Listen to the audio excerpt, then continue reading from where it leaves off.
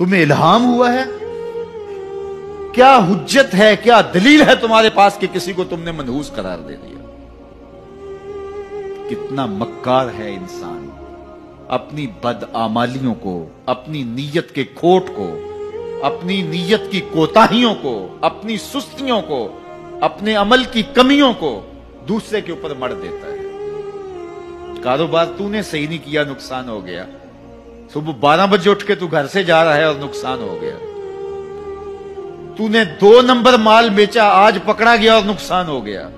تم نے ٹیکس نہیں دیا، تم نے زکوٰۃ نہیں دی، تم نے دروازے پہ کھڑے ہوئے سائل کو جھڑکا، نقصان ہو گیا۔ یہ تمہارے پاپ ہیں جو مصیبت بن کے تمہارے سامنے آتی ہیں۔ یہ تمہاری بے تدبیریاں ہیں، تمہاری ناحکمتیاں ہیں، یہ تمہاری بے احتیاطیاں ہیں، یہ تمہارا تکبر ہے، یہ تمہارا غرور ہے، یہ تمہارا عجب ہے، یہ تمہاری ریاکاری ہے، یہ تمہاری خیانت ہے، یہ تمہاری دھوکہ بازی ہے، یہ تمہارے قلب کے اندر چھپی ہوئی نفرت ہے جو آج تمہیں مصیبت بن کے جس کا سامنا کرنا پڑ رہا ہے۔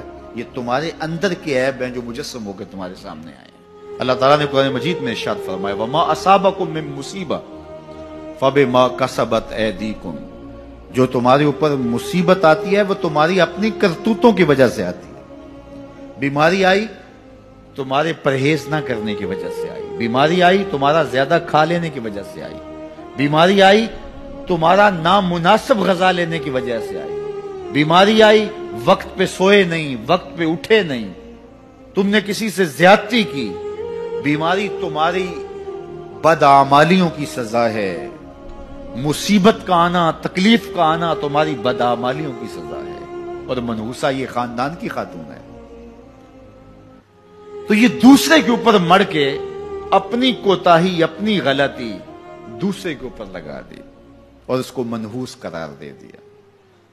اگر کسی کا کام تمہیں دیکھ کر کے اچھا نہ ہو تو پھر تم بھی منحوس قرار پائے نا۔ اگر آج تم کسی کی بہن کو، کسی کی بیٹی کو منحوس قرار دیا ہے اور خاندان کے اندر اس کو منحوس مشہور کر دیا ہے، تو اگر کوئی یہ مشق تمہاری ماں پہ کرے، تمہاری بہن کو منحوس قرار دے دے، تمہاری بیٹی کو منحوس قرار دے دے، تو تمہارے دل پہ کیا گزرے گی؟ یہ کتنا ظلم ہے، کتنی بڑی زیادتی ہے کہ آج خود کسی کو منحوس قرار دے دیا۔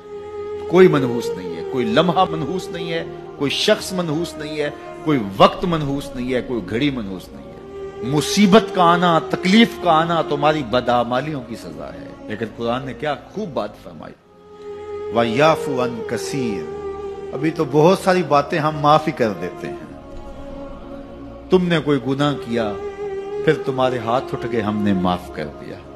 تم نے کوئی گناہ کیا، تم نے صدقہ کیا، ہم نے معاف کر دیا۔ تم نے کوئی گناہ کیا، تم نے سجدہ کیا، ہم نے معاف کر دیا۔ تم نے گناہ کیا، تم نے وضو کیا، ہم نے سارے گناہ جھاڑ دیے۔ تو کچھ اعمال ایسے ہیں کہ جن کی سزا بھگتنی پڑتی ہے لازمی، لیکن زیادہ عمل ایسے ہیں اللہ فرماتا ہم زیادہ یوں ہی معاف کر دیتے ہیں۔ اور اگر ہم سارے معاف نہ کریں تم چل ہی نہ سکو، زندگی تمہاری گزرے ہی نہ، اتنی مصیبتیں تمہارے اوپر ٹوٹ پڑیں، لیکن تم وہ منحوسہ کو قرار دے کے اپنے اوپر سے ٹال رہے ہو۔ فلاں منحوسہ اس لیے یہ سب کچھ ہو رہا ہے، فلاں نے تعویذ ڈال دی اس لیے سب کچھ ہو رہا ہے، بلی راستہ کاٹ کی تھی، یہ مصیبتیں ساری اس لیے آئی ہیں۔ یہ تمہارے اندر کے عیب ہیں جو مجسم ہو کے تمہارے سامنے آئے۔